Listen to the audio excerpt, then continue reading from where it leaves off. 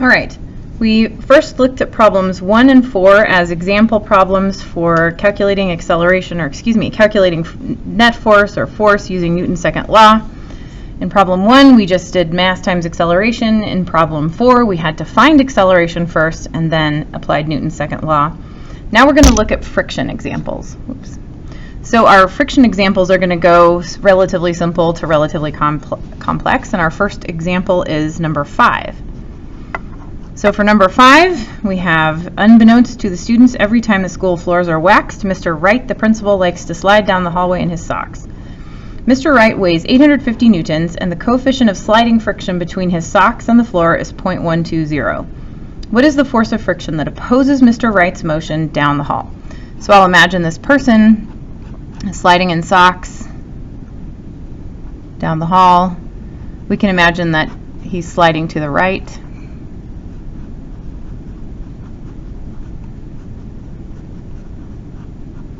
I'm not saying that there's a force on him to the right, I'm saying he's sliding to the right.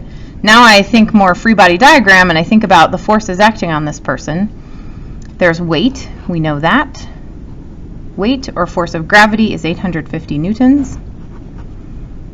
He would be in free fall if the floor wasn't supporting him, so there's an upward normal force, or support force, of the floor on him. And then if he's sliding to the right, there is a force of kinetic friction, in this problem termed sliding friction, to the left. So I think about the forces acting on him. This friction is going to slow him as he slides, meaning he won't slide forever. Eventually he'll slide to a stop. He's not hopping off the floor or falling into the floor, so I can expect that normal force to be equal to the weight on him. So I can say normal force equals weight equals 850 newtons.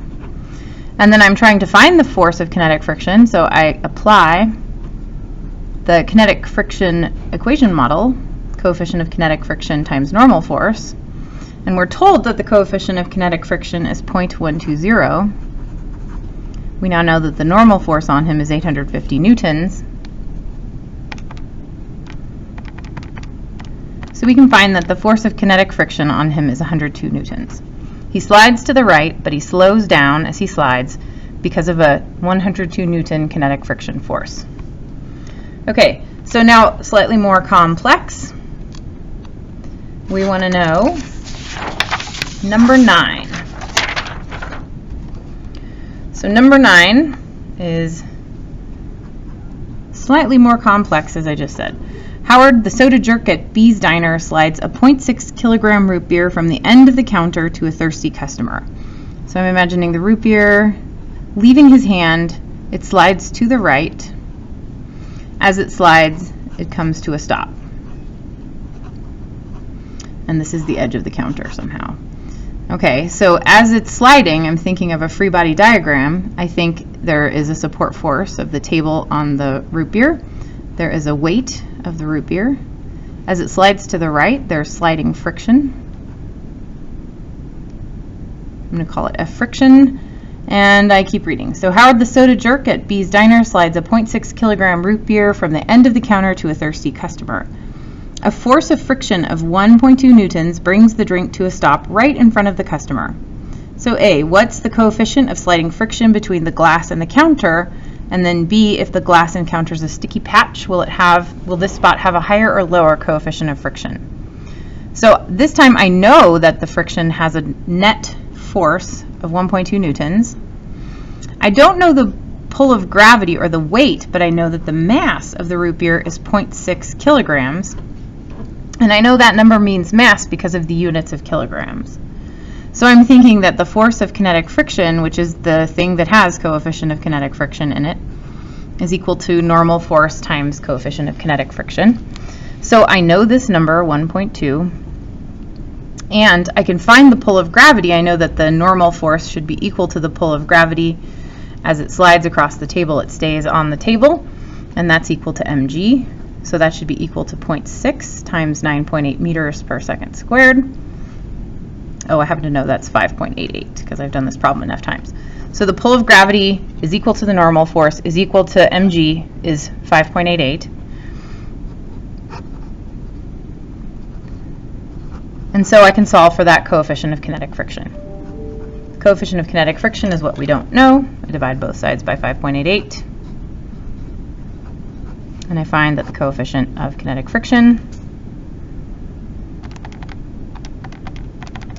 is 0.204. We'll round to 3 sig figs. There's no units. Coefficient of kinetic friction and coefficient of static friction are pure numbers that characterize the sort of stickiness or the frictioniness of two surfaces sliding past each other. So that answers part A. Part B asks, if the glass encounters a sticky patch on the counter, will this spot have a higher or lower coefficient of friction? So you can imagine the glass sliding, it encounters a sticky part, it slides less rapidly across the sticky part, right? The sticky part is stickier. So that must have a larger force of friction, and so the coefficient of kinetic friction is also larger in the stickier part compared to the cleaner, slidier part. So now it's up to you to finish 1 through 17. Check your work as you go. Answers are on Canvas. But I have to say, I've noticed a few people copying my answers start to finish, and that does you absolutely no good. You will not learn physics by copying my answers.